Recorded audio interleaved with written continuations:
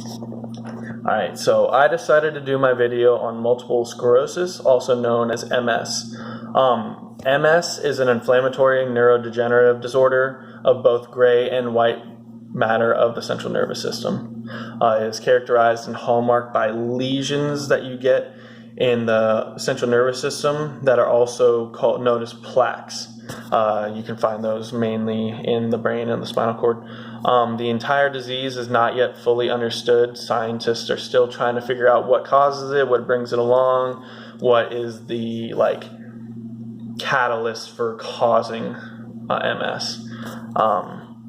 The presence of pro-inflammatory cytokines leads to the as well as axonal destruction. So what that does is that causes there to be interference, neural stimulation and neural connections to the body and to different hormones and all kinds of different things. So it causes disruption of movement, all different kinds of stuff, and it's not good. As the disease progresses, neurodegeneration increases, and permanent disability occurs as a result of axonal degradation. So this is something that is permanent and is not really irreversible, and they're trying to figure out a way to stop it. Symptoms with multiple sclerosis include pain with activities of daily living, fatigue, especially muscular fatigue, slowed and slurred speech, comprehension difficulties and slow processing speeds, difficulties walking and or balance, severe vision problems, and anxiety and depression because one, the neural connections, and two, just decreased in daily function. There's severe symptoms, but inability to swallow and stuff like that, that's when it starts progressing even further. So MS is a clinical diagnosis. It can be diagnosed outside of a doctor's office. When doctors diagnose this, they need to rule out any other diseases or any other issues that could be causing this decreased neural function. What is considered the go-to or the gold standard of diagnosing multiple sclerosis is an demyelination of those axons.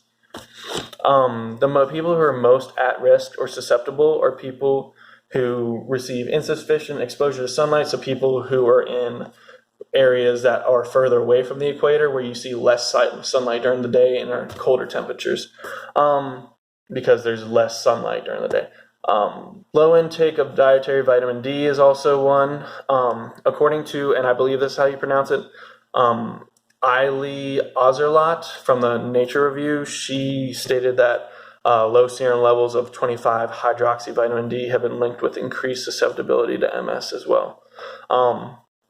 Another study shows that MS is 3 times more common in women than in men. So just being a woman puts you at a much higher increased risk of getting MS.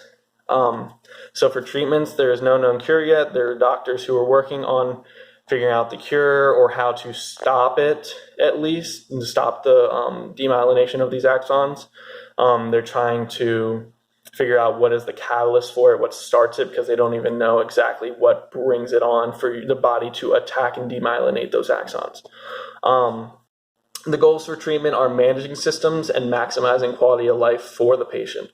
So to reduce the symptoms, there's multiple things that can be done. Disease-modifying therapies are one, also called DMTs are an option. A use of immunosuppressive or immunomodulating agents such as methotrexate and cyclophosphamide, if I believe I'm saying that right. Another one is reduced sodium intake that can help reduce these symptoms, reducing inflammation through use of anti-inflammatories that can help with decreased process of a lot of these symptoms that cause inflammation in the body. It can help with decreased progression of the axons demyelinating, and also just helps in general with the body. And also vitamin D supplementation is another big one because the main core issue is the lack of vitamin D, and so that causes those axons to demyelinate. So a more increased Supplementation of vitamin D can help not prevent, but can help reduce the symptoms that you feel with MS.